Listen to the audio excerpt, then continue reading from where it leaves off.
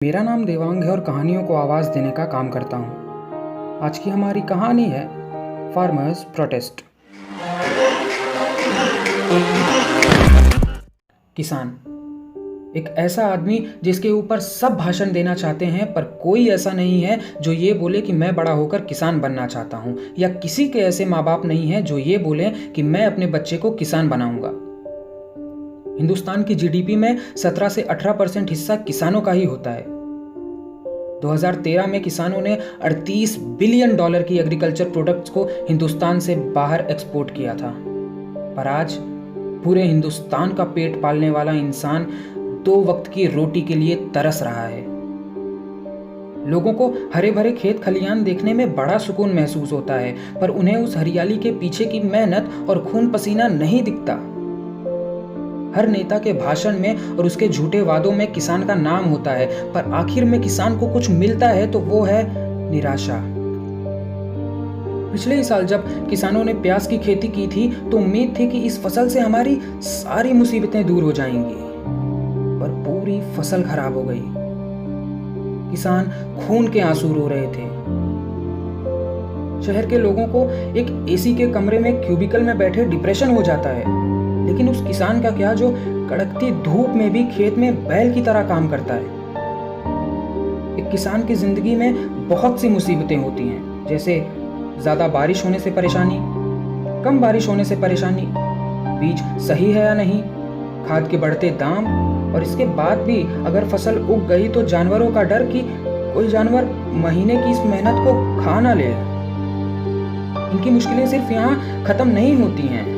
अगर जानवरों से भी फसल बच गई तो किसानों को असली जानवरों से लड़ना होता है, जो होते हैं दलाल, या फिर किसान क्या अनाज खरीदने वाले लोग जो किसानों से अनाज सस्ते दाम में खरीद के उसे 3 गुने या 4 गुने भाव में बेचते हैं। इन सभी को ध्यान में रखते हुए सरकार ने किसानों के लिए 3 बिल्स पास किए। दरअसल हिंदुस्तान की सरकार के पास स्टोर हाउसेस और वेयर हाउसेस इतनी ज्यादा तादाद में नहीं हैं कि वो अनाज वहां पर स्टोर करके रखे।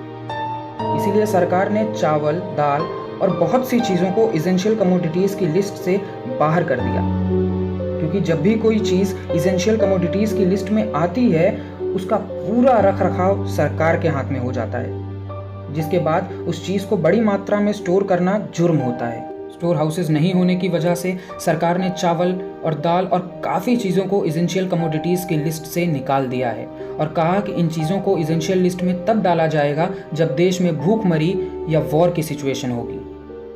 जब किसानों को उनकी फसल की सही कीमत नहीं मिलती तो सरकार ने इसके लिए MSP यानी मिनिमम सपोर्ट प्राइस की सुविधा फैसिलिटेट करवाई, जिसमें सरकार फसल की एक सही कीमत तय करती है, फिर कोई भी अनाज उससे कम दाम में नहीं खरीद सकता। पर भ्रष्ट लोगों की वजह से किसान को अनाज सस्ते दाम में बेचना पड़ता है, और फिर गवर्नमेंट ऑफिसर्स उस अनाज पे MSP की प्राइस लगा देते हैं और दलाली खाते हैं। अगली बिल ये है कि किसान चाहे तो प्राइवेट कंपनीज से भी कॉन्ट्रैक्ट कर सकते हैं, जिसमें बीज, खाद सब कुछ प्राइवेट कंपनी का होगा, और किसान को कुछ % अनाज प्राइवेट कंपनीज को देना होगा। इसमें दिक्कत ये है कि भगवान ना करे पर अगर किसान की फसल खराब होगी तो भी प्राइवेट कंपनीज बिना अनाज लिए नहीं मानेंगे, और प्राइवेट सेक्टर्स किसी के होते नहीं हैं। कुछ साल तो ये आपको अच्छे ऑफर्स देंगे, पर जब सरकार लॉस में चली जाएगी और किसान मजबूर होगा तो ये प्राइवेट कंपनीज उसका फायदा उठाएंगे और अनाज ज्यादा मात्रा में मांगेंगे, और किसानों को ये मजबूरन मानना पड़ेगा। अपने इन्हीं मुद्दों को लेकर किसानों ने एक प्रोटेस्ट करने का तय किया।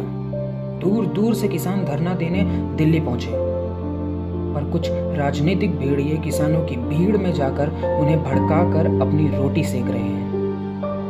आज पूरा देश किसानों के साथ खड़ा है, पर वो छिपे हुए भेड़िए पत्थरबाजी पे उतर आए हैं, और नाम किसानों का खराब हो रहा है।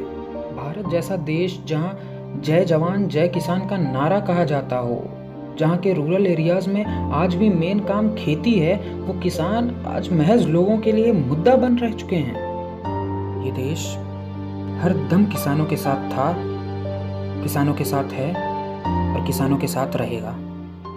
जय हिंद, जय जवान, जय किसान। अगर आप फार्मर्स बिल के बारे में और ज़्यादा जानना चाहते हैं तो इंस्टाग्राम पे नीतीश राजपूत की किसानों के ऊपर IGTV वीडियो देख लीजिए, और अगर रैप पसंद है तो EPR की किसानों के ऊपर की वीडियो देख लीजिए। सो गाइस, होप आपको ये वीडियो बहुत पसंद आई होगी, और वीडियो पसंद आई तो लाइक शेयर सब्सक्राइब ज़रूर करना। Thanks for watching. Thank you.